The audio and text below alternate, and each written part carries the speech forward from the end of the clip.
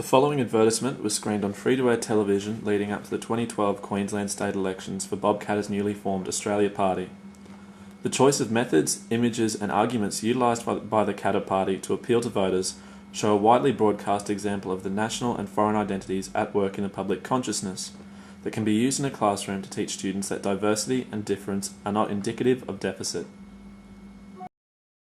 As educators, we have developed a short curriculum centered around this stimulus. Our names are Lisa, Nathan, and Laura.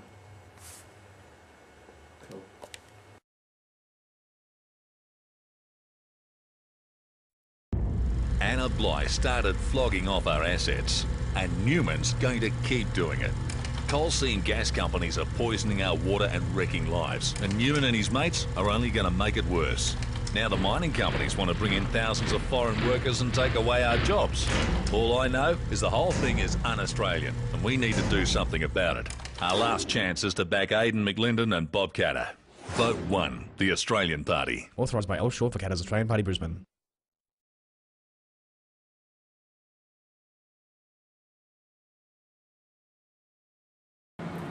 The advertisement you've just seen appeared prominently as part of the campaign push of Katter's Australian Party in the 2012 Queensland state elections. The campaign drew mixed reactions from the public for its use of diverse themes on prime time family television. It's important that following the viewing of the advertisement that students are asked to respond and engage with the stimulus. To this end, we would invite the class to discuss how the imagery, wording and content made them feel, and try and interpret the commercial's aim and effectiveness. We begin the deconstruction by first getting the students to think about the myth of national identity and what it means to them.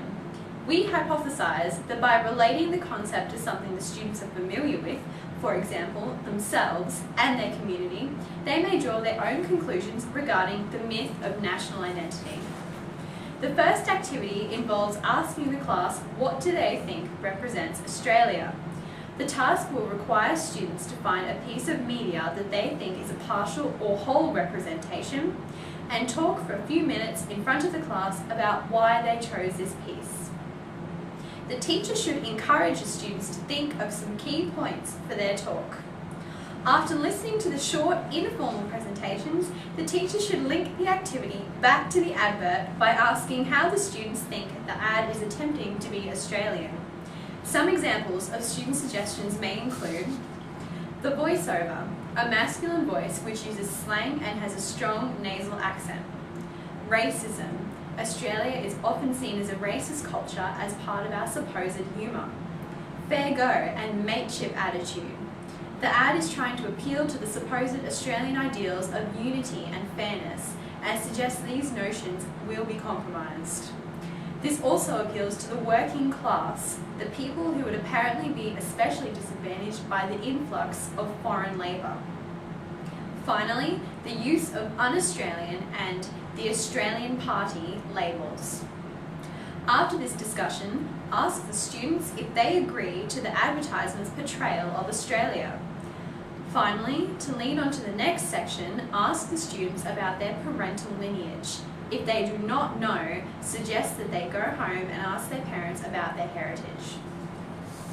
The next step is to ask the students at what point does a person become Australian in the social context. They may reply with such answers as living rurally, living in the cities and suburbs, being born in Australia or earning citizenship, the ideals and values we subscribe to, or even the styles of clothes we wear and our activities. Citizenship should be mentioned by either the students or suggested by the teacher. Ask the students if this was represented at all in their previous media activity. Does the legal acceptance of citizenship mean the social acceptance in the Australian society? At what point is someone a true Aussie? At this point of the discussion, introduce the Australian movie Rabbit Proof Fence. This acclaimed motion picture is based on racial tension in the early 1930s as a result of the Stolen Generation. This film presents a different view of dynamics between the white hegemonic centre and coloured minorities. In the Australian Party advert, racial tension is presented as a result of fabricated invasion from foreigners. In Rabbit Proof Fence, Detention conversely results from suppression of the minorities. Children were taken from their families in an attempt to assimilate them into the right white society. White Australia was so repulsed by the Aboriginal culture that they felt the children would be better off without them. After screening the movie for the class, asked the students to imagine that they are living in 1931 and the Australian government are removing Aboriginal children from their families. Set the students the task of writing a poster or pamphlet to promote the preservation of cultural differences. Following this, students are asked to present their pamphlet or poster to the class with a short argument as into why it is effective. Having completed the above activities, begin a class discussion about the differences in Australian society.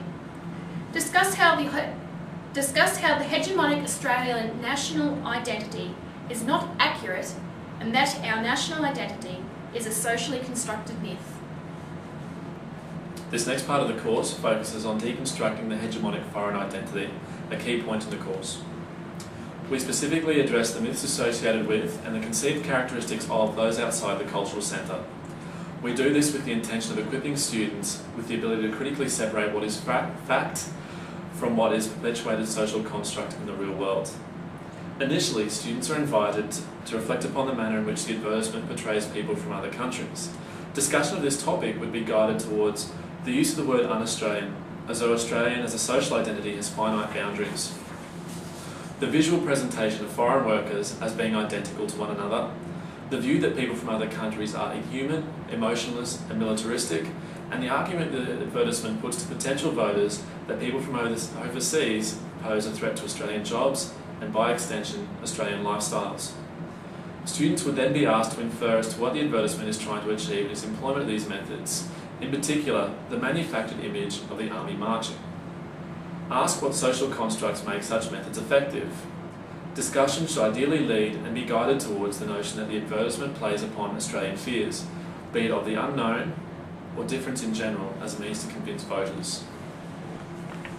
After making this vital conclusion, involve the class in another activity.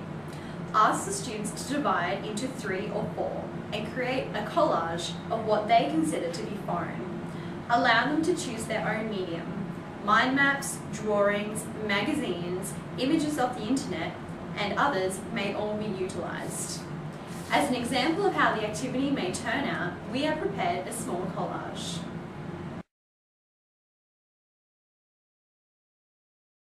Arrange the pieces of work throughout the classroom and request students to walk around and investigate each other's responses to the activity. After the class has had a chance to peruse each other's media representation, ask the students what were the common characteristics they considered to be foreign in their work. Some possible answers the class may volunteer are food and utensils, different countries of origin and nationalities, language and literature, clothing and costumes, music, arts and dance, blades and symbols, humour and tradition. Following on from this, discuss their answers in detail. Ask them why did they choose the images that they did. Continue on by asking the students were these artefacts truly foreign, or do they just not fit in with the nationwide assumption of being an Aussie. The key conclusion we want the students to draw from this activity is that the people and objects they may see as being foreign often have a place and are engaged regularly in Australia. The purpose of this course is to encourage students to critically evaluate the representations of difference and diversity in the media. The activities and discussions the course requests students to engage in are designed to equip them with the tools they'll need to approach situations like political advertisements in a manner that will both lessen the impact of points of view spoken out of ignorance and prejudice and allow the students to construct and defend their own opinions on difference and diversity. To this end, we've asked the students to supply their own ideas of Australia as a cultural identity, foreigner as a cultural identity, and invited them to examine that the distinction is not as clear-cut as it may seem. These ideas are vital to understanding and valuing the people that surround us, and it is hoped that the tools learned throughout the course will be applied as students are exposed to people, traditions and ideas throughout their lives.